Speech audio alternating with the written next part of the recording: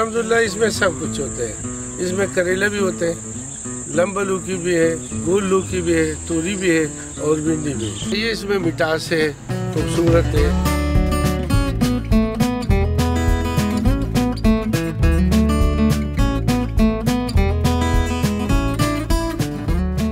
हम जो है ना रियाल बेचते हैं, दमाम बेचते हैं, जदा बेचते हैं, बहरीन बेचते हैं और अभी दुबई और ये दुबई बेचते हैं, कतर बेचते हैं और कुवैत में बेचते हैं, यूरोप में बेचते हैं, वो अपना जर्मनी में बेचते हैं, लंदन में मैनचेस्टर लंदन और बर्मिंघम में बेचते हैं और नॉर्वे में बेचते हैं और स्वीडन में बेचते हैं।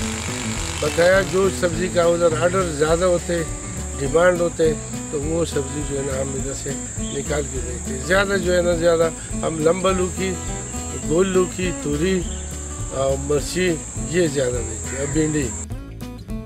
हम बेर बेचते हैं, इस्लामाबाद के एयरपोर्ट से बेचते हैं और पेशावर के एयरपोर्ट से बेचते हैं और कभी कभार हम लाहौर के एयरपोर्ट से भी बेचते हैं। उसके साथ सफ़र ज़्यादा है मगर फिर भी बेचते हैं।